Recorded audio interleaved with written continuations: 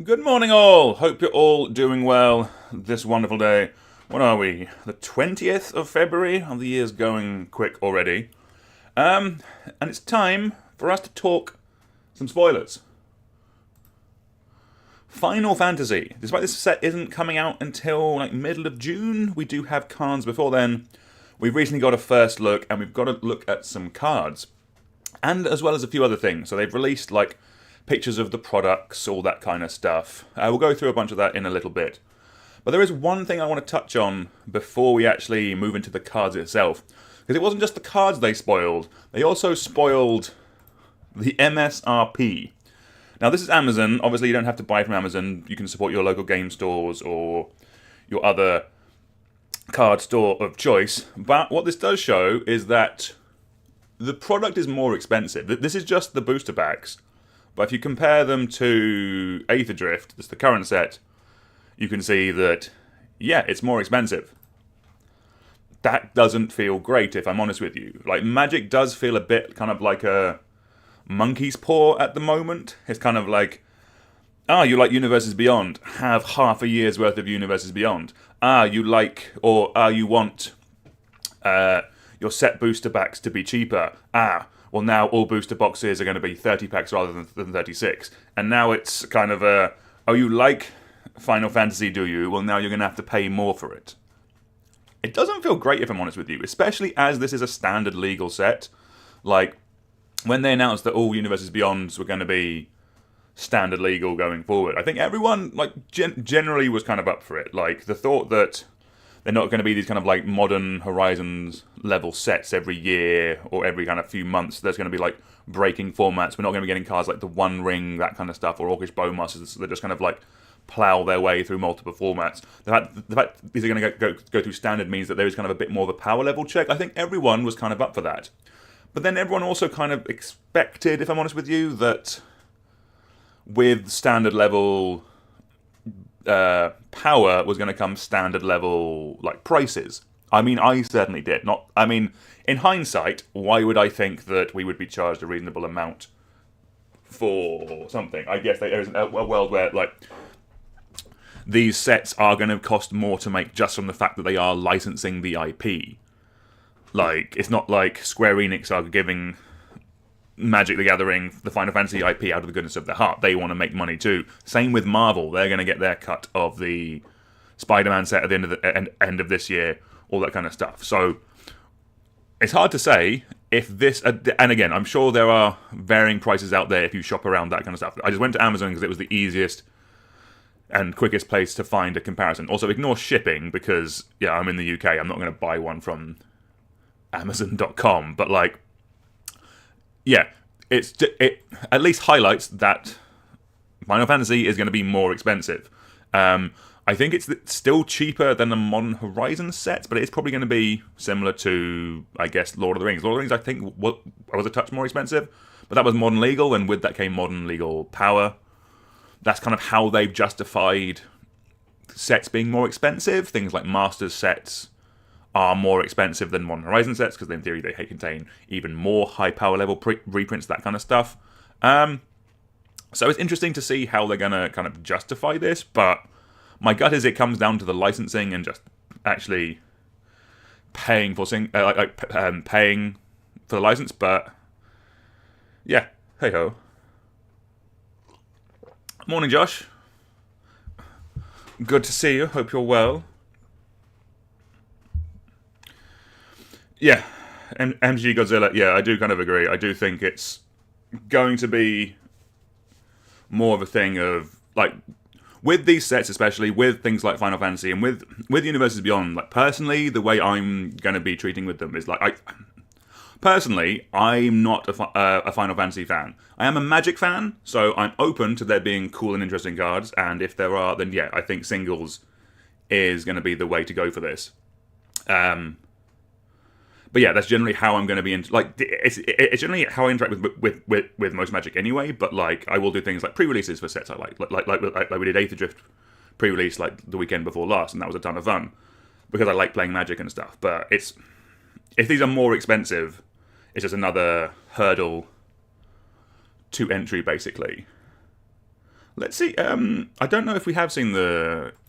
What is the Tarkir set called? Dragons of Tarkir. Let's see if we have...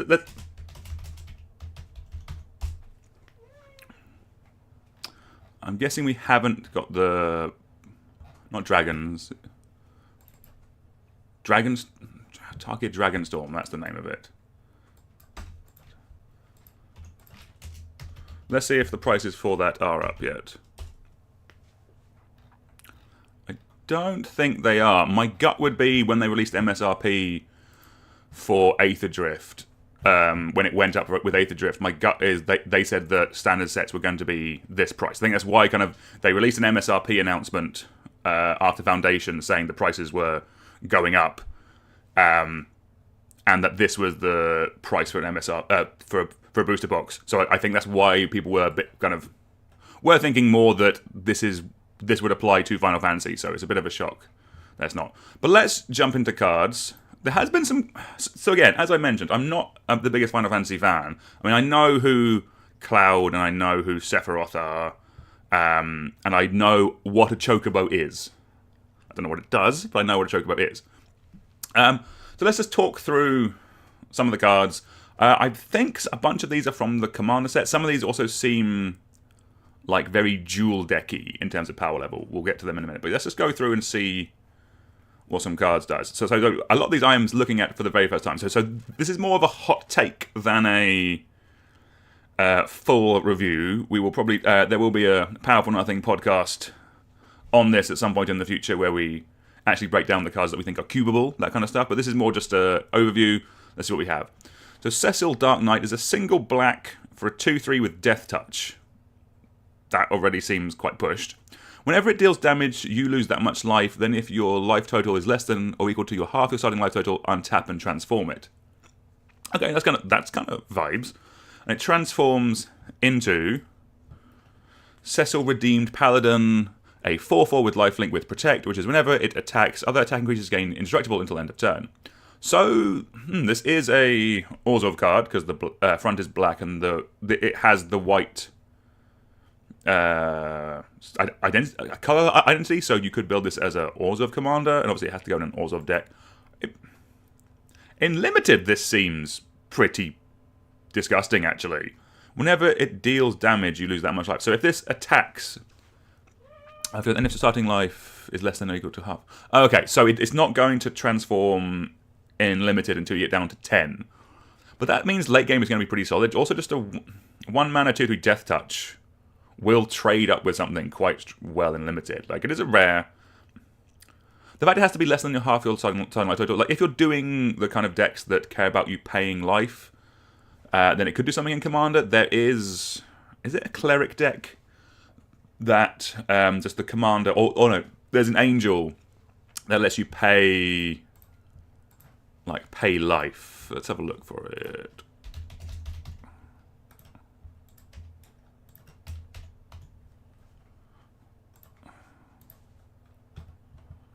Yeah, Selena, this kind of deck.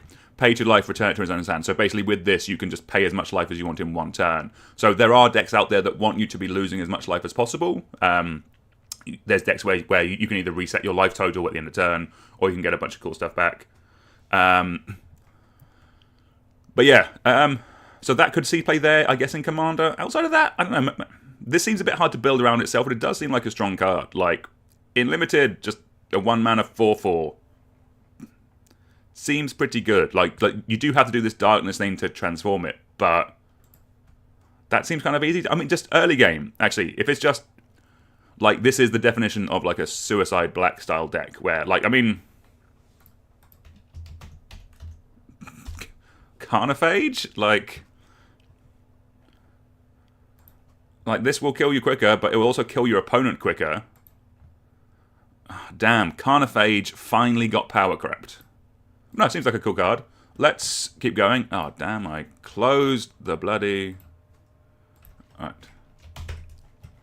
We closed the Strifle link. Let's go back. Alright.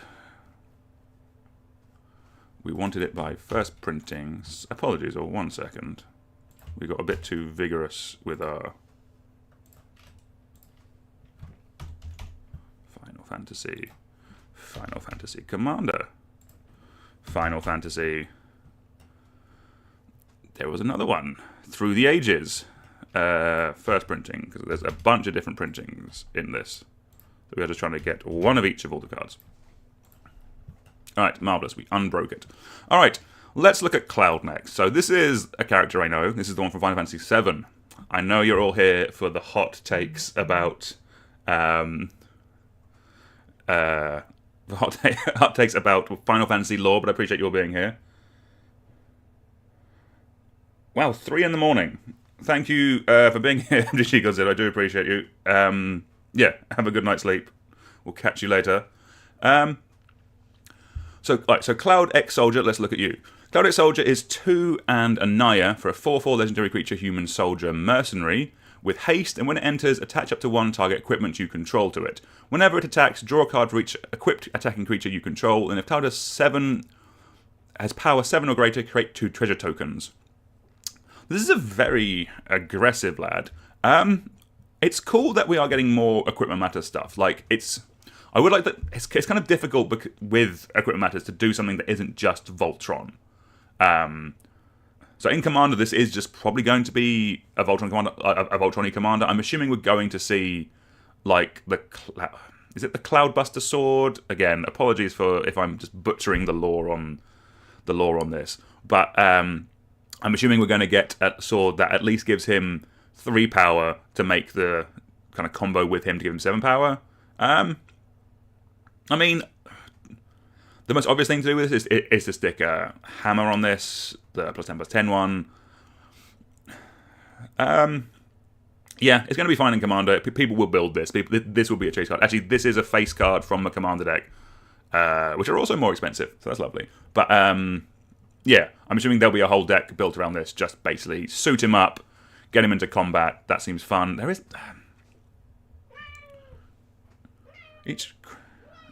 so the fact that this can draw cards for each equipped attacking creature does seem quite cool. Like, if there's a way in this deck of making a bunch of like if there's like an equipment token, I don't think we've really seen that yet.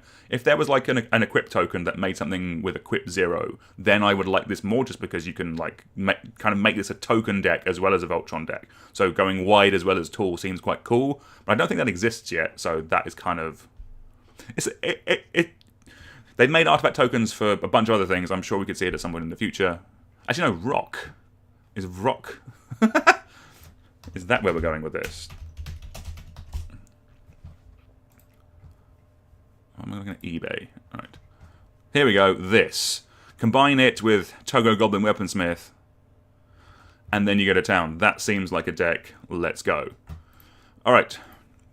We have a different Cloud now. I'm assuming, similar to Lord of the Rings, we're going to see a bunch of this, like, repeating characters in different times. So this one looks a bit more dual decky, if I'm honest with you, but this one could be from the set. So this is Cloud, Planet's Champion. It's 2 red and a white for a 4/4. Again, human soldier mercenary. During your turn, as long as Cloud is equipped, it has double strike and indestructible. Equipped abilities you activate that target Cloud cost 2 less to activate. So again, it's another give this lad a sword style of card. Actually, this getting double strike and indestructible if it's equipped doesn't seem that bad. Again, it will, in limited, this will really depend how much equipment is just in the set. From the brief amount I've played of Final Fantasy, I could see them doing a thing where kind of where equipment matters in general. It looks like it's going to be mattering in Boris anyway in the set. If there's enough artifacts to make this work, like how many artifacts do you... No, sorry, how many equipment do you need to include in your deck for this to be good in limited? Because otherwise, it is just a 5-mana 4/4. Like, if you don't have any equipment in your deck, the equipped reduced cost does nothing, and it's not going to be the big beef. Like, if you get something on this, then yeah, it's terrifying. The double strike indestructible is terrifying. But are you going to want, like, 8 of them? Like, 8 equipment?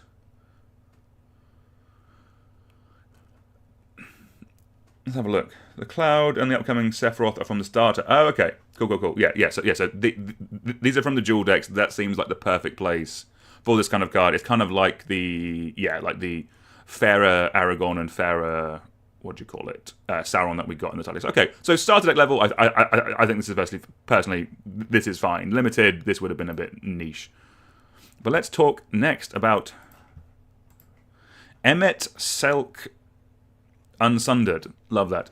It is 2 and a Dimir for a 2/4 legendary creature Elder Wizard with Vigilance. Whenever it enters or attacks, draw a card, then discard a card. At the beginning of your upkeep, if there are 14 or more cards in your graveyard, you may transform Emmet. Okay, good. We love a little self-millie boy. Or girl, I don't actually know with that. Apologies. It transforms into a 6/6 Hades Sorcerer of Eld. With Vigilance, Echo of the Lost, and during your turn, you may play cards from your graveyard. If a card or token would be put into your graveyard from anywhere, exile it instead. Okay, ooh. So the back, the back of this is Yawgmoth's Will. That seems strong.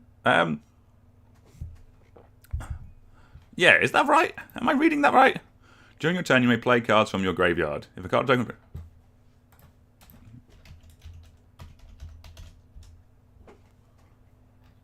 Is this right? Have they just printed Yawgmoth's Will? You may play cards from your graveyard. Yeah. Well,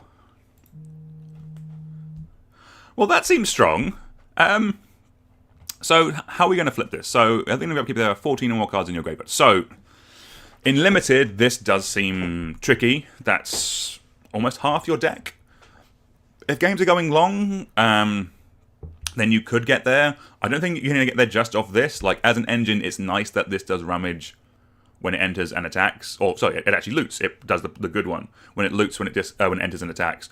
But your opponent will trade for this. Your opponent will block and kill this, because they do not want you storming off. In Commander, this seems sick. Like, having a Yawgmoth's Will in the command zone. It's also a 6/6 Vigilance. That seems pretty good. Trying to work out if this is... This probably doesn't work in Cube, just because of that 14 card section. Like, there is a world where yeah, like, this... If you brain freeze yourself with this, then you could get there. Then you are probably winning if you can cast all your cards from your graveyard. Like, I'm trying to work out if this goes in Powered Cube. I'm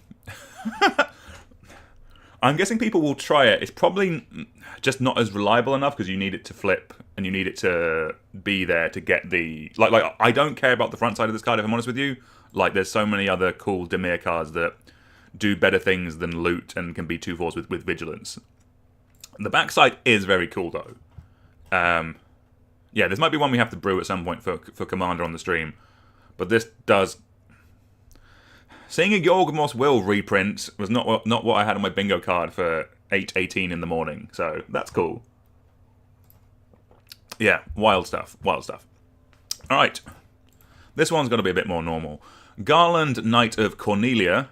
It is black and a red for a 3/2 legendary creature human knight. Whenever you cast a non-creature spell, surveil 1, and you can pay 3 black red to return this card from your graveyard to the battlefield transformed. Activate only as a sorcery. And it transforms into Chaos the Endless. 5/5 fly with when it dies, put it on the bottom of its owner's library. So, I don't think this is going to make it in... Like, probably a demon-y deck in Commander would love this.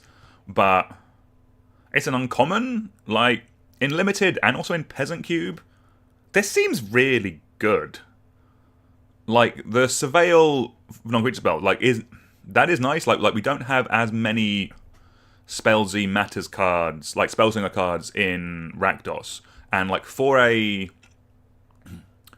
Grixis, especially, for a Grixis Spellslinger deck, this seems like a great, just that's where this can see play in Commander. But just in Peasant Cube, this is obscene. Like, it's a really good costed aggressive body. And it has more power than mana. It has an ability to surveil you. So, like, when you just bolt something, you just get to look. You just get to do a bit of filtering. Like in Peasant Cube, I don't think you need to build around this. You just put it in your deck, and it will be fine. All your interaction causes it to surveil. That's great. And then at some point, when it's traded off with something, the fact that it's in the graveyard, that's really strong. You just pay, like, yes, it is 7 mana, but Peasant Cube isn't super fast. And in Limited as well, you will get to 7 mana pretty reliably. And then you just have a 5/5 flyer. The fact it goes on the bottom of the library when it dies seems fair, just so you can't continually redo this. But I do like that more than like it having a finality counter. It will go back into your deck. That is kind of nice. And also, like, so if you have a shuffle effect, you can shuffle it back in. That seems nice. Garland's flavor text is perfect. Garland, will knock you all down. It seems cool. Again, that we are. My knowledge of Final Fantasy is very limited. What do you call it? Yeah, I played a bit of Final Fantasy VII and got stuck climbing up a pipe. I spent like 4 hours trying to work out how to climb up this pipe and then never picked it up again. I was like 10. It was before you could Google stuff on the internet. I think I tried to get a walkthrough guide from a car boot sale, but couldn't find one. Or it was missing that page, or something like that. But either way, I got stuck on this pipe. Everything just said, climb up the pipe. And that is where I gave up on Final Fantasy. It wasn't my fault. I tried. But Garland, Knight of Cornelia, seems solid. Alright, this looks like a perfectly reasonable Magic card. Jumbo Cactula is 5 green for a 1/7 creature plant with ability 10,000 Needles. Whenever this creature attacks, it gets plus 9,999 plus 0 until end of turn. And this card is pre-ordering for $50. And this is a Magic card. So this is one I have already seen, because it was all over like Reddit yesterday. This is bollocks, but it's the right kind of bollocks. I am all here for this. Yeah, okay. This is the kind of card that, as someone who doesn't know Final Fantasy too much, that I'm here for. It just looks really, really stupid, and is the kind of thing that... Yeah, this is the kind of card that if I opened it, I would be excited by opening this. This is the kind of card I'm glad that they are printing and putting in these sets, because it kind of gets me, just like someone who likes Magic, excited by it, because, yeah, it's going to be a 10,007 when it attacks. Like, there's going to be some dumb stuff you can do with this. Like, I think I saw people talk about like things like Brian Stoutarm, the things that throw it. Obviously, you want to kind of give it trample. That would be a very easy way of making this a win-con, but yeah, stick a Rancor on this, you know, get that extra 2 power. That's what will really tip this over the edge. Yeah, this card seems stupid. I'm kind of here for it. It made me chuckle when I see it, therefore, if there's more cards like this in the set, then we'll be going in the right direction, I feel. Alright, Saz? Also, the pronunciation on this is going to be, on this whole set, is going to be awful, so I do apologize as well. But Saz Chocobo is a creature bird, is 0/1 with landfall. Whenever land you control enters, put a +1 counter on this creature. So, everyone loves Bristly Bill and those kind of adjacent cards. This does seem like the peasant version of that. I mean, there is a... The fact that this is a peasant card for Peasant Cube, I think, is where it's going to find a home. Like, this doesn't seem like it's good enough for Commander. In Limited, it'll be solid, but not great where there's no like things like fetch lands and you can't reliably get things like Evolving Wilds. Is it? There is another version of this. Whenever a land enters, put a +1 counter. There's a couple. So there's a couple at Rare. As I mentioned, there's Bristly Bill. Was it Wubby Cubby? Is that what it is? So Bristly Bill, Feldar Retreat does something similar. Yeah, Scythecat Cub. Yeah, it's Vinelasher Kudzu, basically. It is a power crept version of Vinelasher Kudzu, because this can only put it, like, all the other ones let you put the counter somewhere else. This just puts the counter on itself. There was a time where this was a pretty solid, like, where this was a good and decent Magic card, especially one-on-one. The fact that this is 1 less mana, you don't get the starting power, but it comes down, this can be your turn 1 play and then will just grow throughout the game. In Peasant, I think that's pretty solid, actually. Like if you're building a Peasant Cube, I think that's fine. In limited as well, this is probably, again, will be fine. It does nothing late game, but I don't know, maybe there's a way where we can... Is this a new win con for... What's the 4-mana instant or sorcery that you'd sack all your lands and bring a bunch of lands into play? I should know what it's called. It's a modern deck, or it was a modern deck. That one, anyway.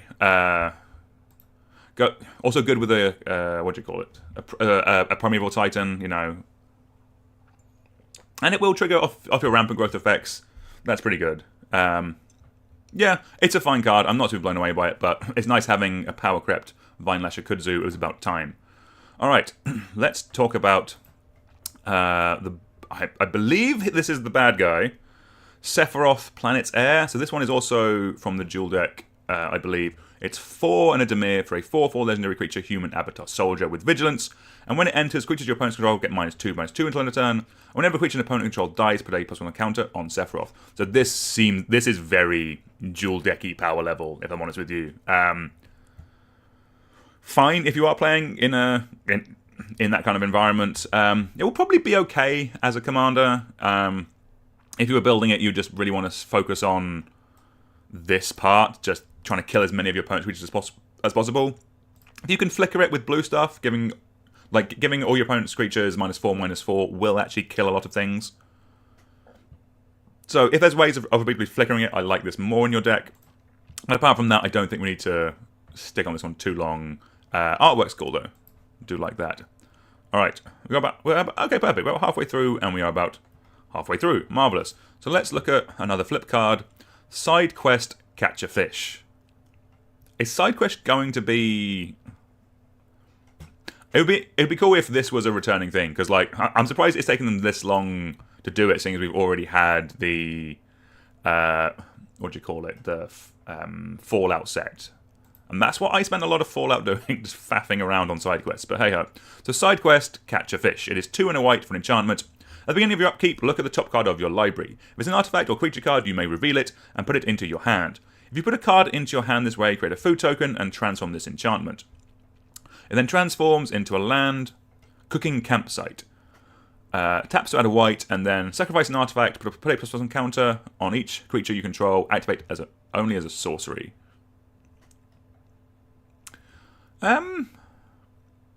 This seems fine. It seems kind of slow. This one feels very fine in limited-y. If it's giving us the kind of the vibe that you're going to be making tokens, like artifact tokens, then that could be like a clue to making this good. If the food tokens matters, then this does go up a bit. Obviously, there is a bunch of food commander decks now with the Lord of the Rings hobbits. It's in these colours. They tend to be Abzan. Could kind of fit there. These kind of enchantments. So I'm going to compare it to a better card. There's the 1 mana. What is it called? This is the thing with looking up cards this time in the morning. Does it make us a vampire? Legion's Landing. So this is obviously a better card. It's also a rare. This is an uncommon. It can go in things like Peasant Cube or Peasant Environments, or it's just going to be in limited. But the thing with Legion's Landing that was actually pretty good, which kind of isn't something immediately that comes up when you look at the card, is that one thing about this that's great is that this goes in a deck where you play it on turn 1, and then you make your little vampires, and then later in the game when this transforms, it gives you your 4th or 5th land. And that's kind of what this is. Effectively, you're going to be putting this in a deck with a bunch of creatures and or artifacts. And then you're going to play this on turn 3, and then hopefully on turn 4 or 5, this becomes an additional land drop. This is ramp, sort of. In limited, this is pretty... in limited, where a bunch of your deck is going to be creatures, or if you're doing an artifacty kind of deck, because this wants to go in that, you're going to have artifacts. It's probably the only things you're not going to it's probably a 50% chance of flipping, because it's going to be lands or instant or sorceries.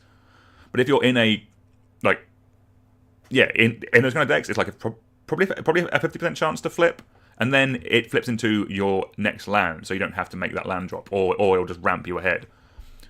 This seems fine in limited. I'm not sure where else, but yeah, it seems like a cool card. Like the main thing here is the side quest. Hopefully, we get a couple more of these because that's fun and cool, and is an interesting way they can go with Universes Beyond that I'm kind of here for. All right, let's keep it rolling. Next up, we have Sin Spira's Punishment. It is a Sultai commander. Finally. It is 4 and a Sultai for a 7/7 legendary creature Leviathan avatar with flying, and whenever it enters or attacks, exile a permanent card you control. Exile a permanent card from your graveyard at random. Then create a tapped token that's a copy of that card. If the exile card is a land card, repeat this process.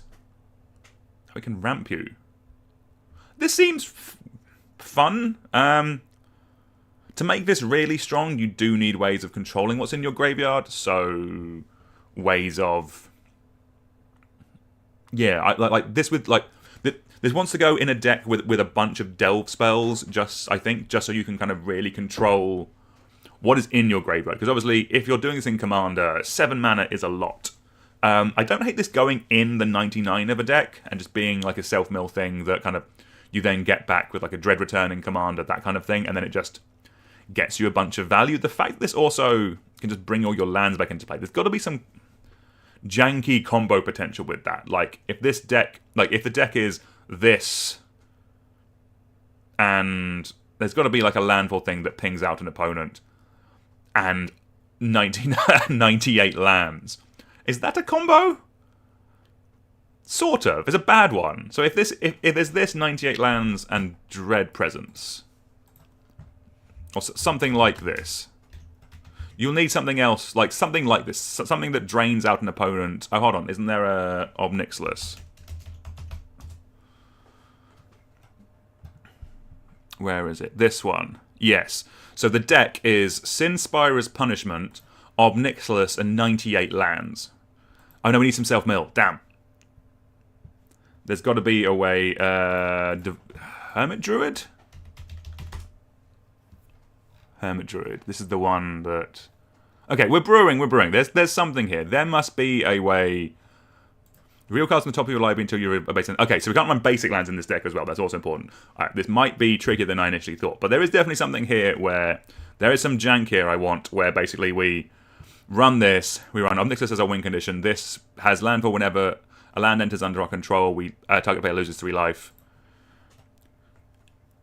And then we have a way of self-milling, just putting all of our deck into the bin. That seems doable.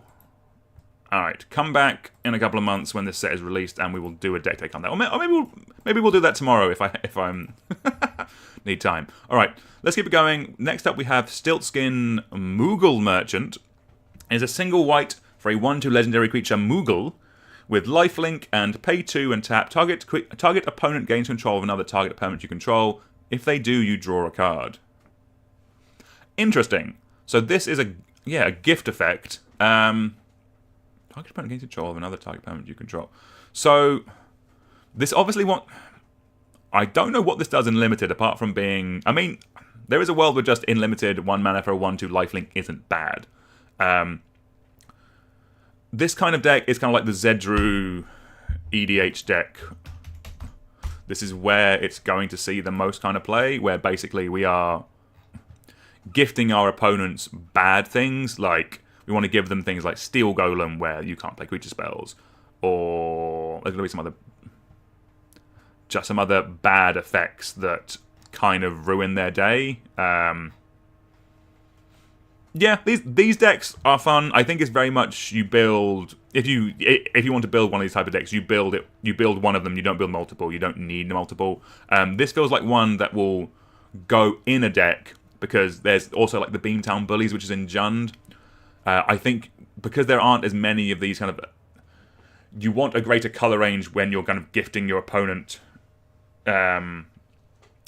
When you're gifting your opponent the kind of the bad things, like you want to be in multiple colors to try and just have access to more bad things to gift them. So for that reason,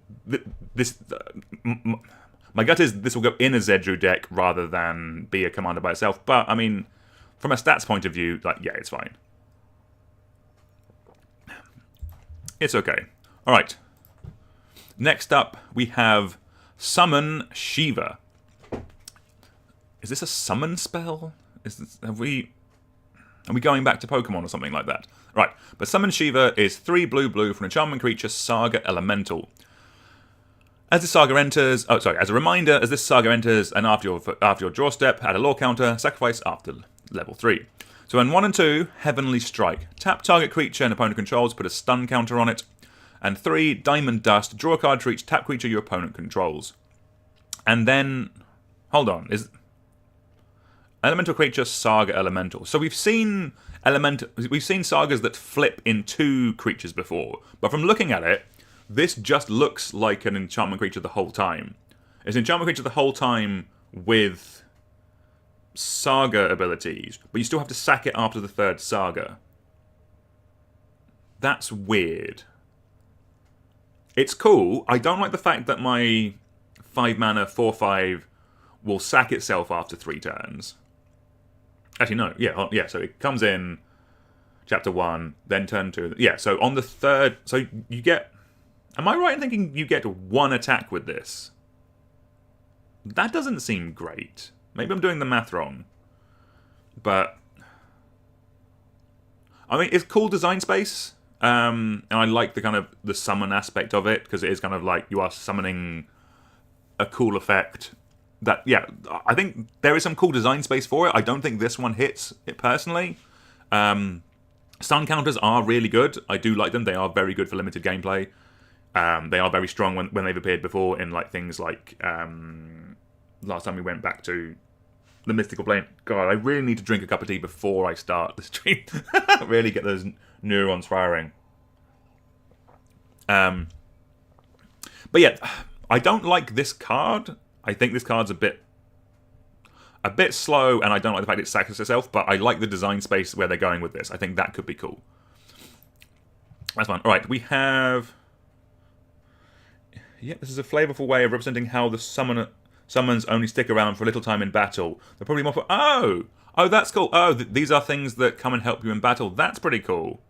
I like that. Okay, yeah, flavour-wise, that seems pretty good. Okay, yeah, I will say, yeah, I am not the one to get the flavour for this, because, as I said, I haven't played that much Final Fantasy. But it's good to see R&D is still very good at doing top-down cards and kind of making things thematically work. So that's awesome. Cool, like that. All right, I've seen this card. This is Terra, Herald of Hope. This is a Mardu for a 3/3 legendary creature, human wizard warrior. It has Trance. At the beginning of combat on your turn, mill 2 cards, and Terra gains flying until end of turn. Whenever Terra deals combat damage to a player, you may pay 2 generic. When you do, return target creature card with power 3 or less from your graveyard to the battlefield tapped. So, this is Alicia, basically. Where is how do you spell Alicia? Is it that's not how you spell it. Put this here. This can come here. Right. So we've already basically seen this deck. It is a deck where you're going to be putting a bunch of small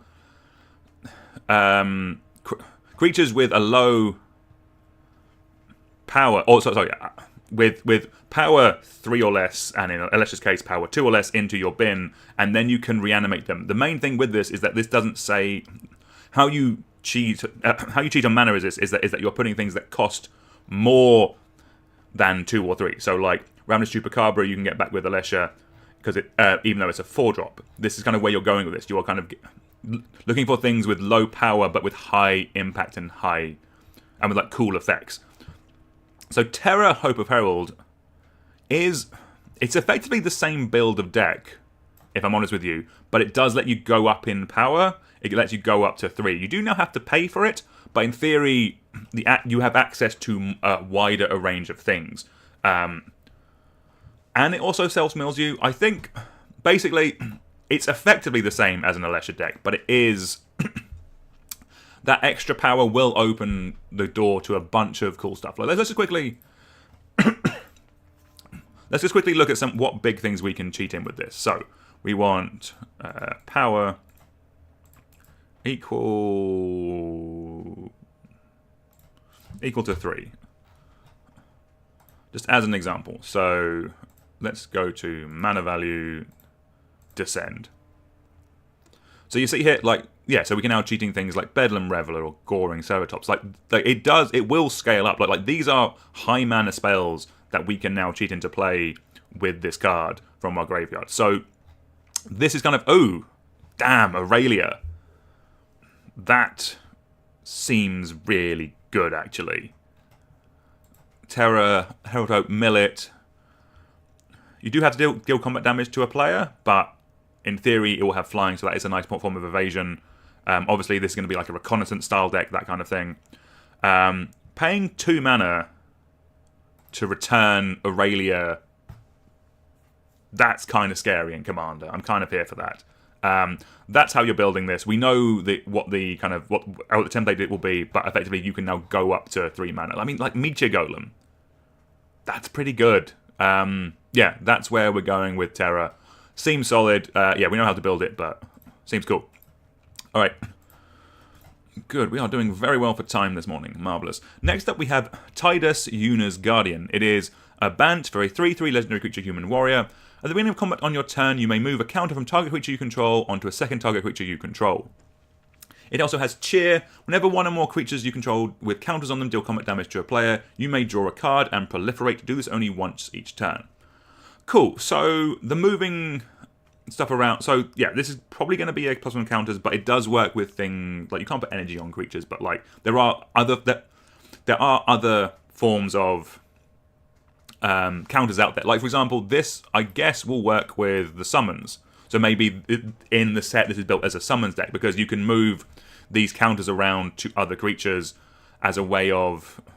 Actually, I don't know the laws on if you can move Saga counters onto non-Saga creatures, because that's a new thing, but there's probably a world where you can control your summons with this, so the ones that you want to keep around you can, or the ones that you want to get rid of, you can fast-track them, because if you have 2 of these out, if you take the stun, if you take a counter off of one of these and put it onto another one, when the counter is put on, I'm pretty positive you get the effect straight away. So that's pretty nice. So in the environments that they're building with this set, Tidus will do some good work with the summons. The other thing to remember, just probably more for Commander, with +1 counters, the moving stuff around works really nicely with effects that kind of double the amount of counters, because they only track when things are put on. So moving a counter from something else. So if you have like the 1 mana green green enchantment. I know what a lot of the cards do, I don't remember the names all the time.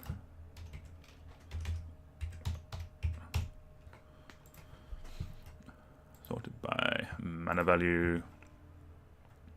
So Hardened Scales, this is it, sorry. So if you have a Hardened Scales out, this is if one or more +1 counters will be put onto a creature you control, that many +1 counters are put on it. That many +1 are put on its deck. So if you have Tidus out and you're moving counters around, with the Hardened Scales, whenever you move a counter, that will trigger this and you'll get an additional counter. That's kind of how you're going to make this deck good in Commander, by basically having a bunch of these effects that double the counters, because moving a counter still counts as you putting a counter onto the new thing, so that's where Tidus will be good. But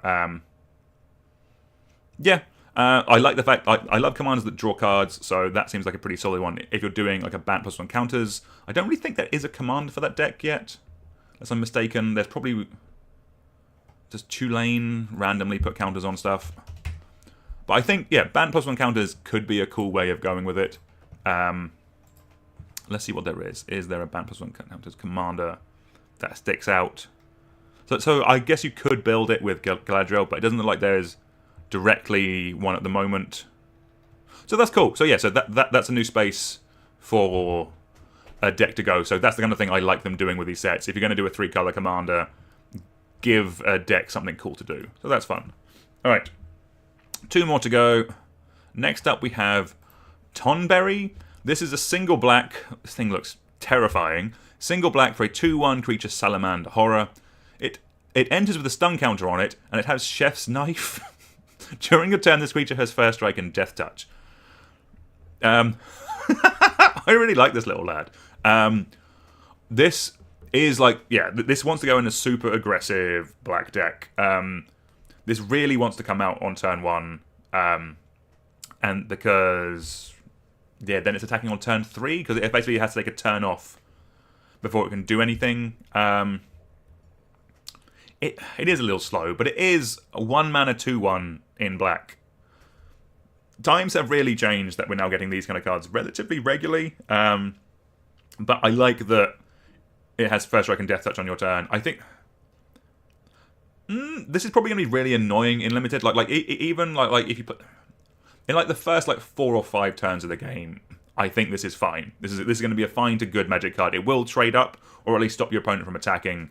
It does keep so even if it's tapped with a stun counter, it will still have First Strike and Death Touch. So if you're doing like fight effects in Limited, it will still be able to take out the opponent's creature that you want, because it will still have the Death Touch on your turn. And there are yes, stun counters will keep it tapped, but if there are other ways of untapping it, then you will still be able to attack with it then. Fine card. I'm sure there's some cool lore behind this, but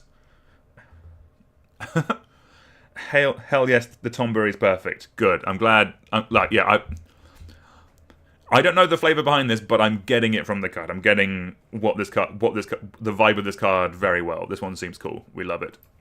All right, then the last card of the day, Yashotl, Knights Blessed, and that's my alarm.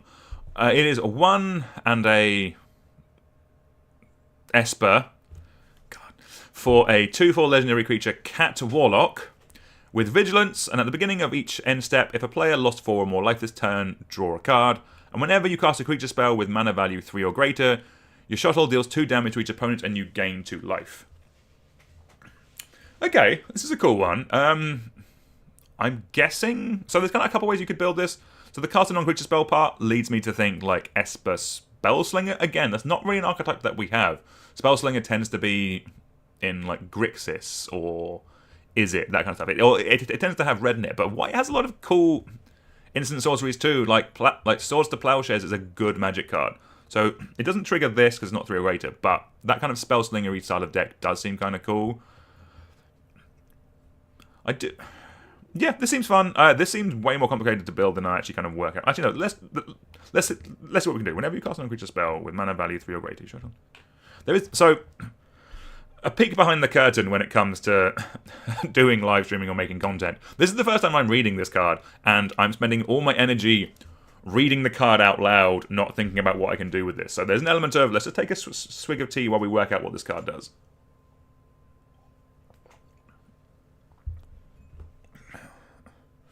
Yeah, okay, cool. Yeah, this does seem Spellslinger-y, if I'm honest with you. Spellslinger-y in the way where kind of like you're using spells to make creature tokens, and then you're still draining them out, maybe, with things like Blood Artist. That seems cool. We'll definitely build this at some point on the channel. This definitely seems like one where I need to spend like half an hour searching through Scryfall for cards that do cool stuff with this. But again, I like commanders that draw us cards.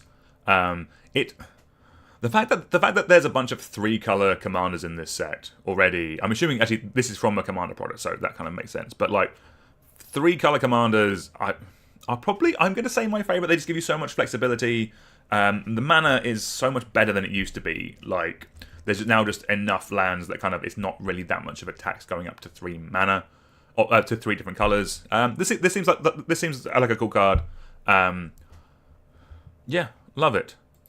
Right, I think that's everything for today. The last things we'll kind of touch on is, yeah, obviously, this is what all the product and stuff is going to look like. There's a bunch of cool different art treatments that are out there. Obviously, here are the products. And yeah, actually, this is where I got the prices from. So literally, their own website went to store, and that's where it is. So if you want to see, let's have a look. How much is a bundle? A bundle is currently unavailable. Well, that was really helpful. Thank you, Amazon. How much are the Commander decks? I know they're more expensive. Currently unavailable. Have these all sold out already? Or $70. That seems more expensive than a regular Commander deck. I did see a thing on Reddit this morning when I woke up of just like scalpers getting the hold of these, and I hate scalpers. They are the literal dregs of humanity. But I hope there's enough of this product for the people who really want it to be able to get to it, and it does suck it's more expensive than a regular set. For the people that this hits for, I hope it really hits for you. For me, as I mentioned, I'm just hoping for a couple of cool cards. Like, and to be fair, I've already kind of got one. Like, if the worst thing this set does is brings me Jumbo Cactula, then I'm already here for it. Hold on, damn it, this is a card we haven't reviewed yet. Dragon of Mountain Gulg. Damn it. Come on, Scryfall, you have one job. Alright, Dragon of Mount Gulg. 4 red for a creature, Elder Dragon, 6/5 with flying. Whenever a creature deals combat damage to a player, roll a d20, you create a number of treasure tokens equal to that result. It's Ancient Copper Dragon. Oh! That reprint. And Yuriko. Okay, so there's some reprints of cool cards in the set. Okay, cool. I'm glad Ancient Copper Dragon is getting a reprint because I don't own one of those. That's fun. That is a good reprint that needed to happen. Okay. Cool, so another reason for me to get hold of the set. Okay, love that. Cool, alright, things are looking up for Final Fantasy. Alright, I think that's where we're going to leave it today. Thank you all very much for joining. Good to get some chat going today. I think probably starting... this is the first day I've made the YouTube event in the morning, and I'm assuming that might send out the reminder a bit better, so I'll probably do that going forward just so everyone's kind of aware. But yeah, lovely to have you all haul in. Lovely to have a little chat. That's where we're going to leave it for today. Thank you all very much for being here. Do really appreciate it. And we will catch you all tomorrow. Goodbye.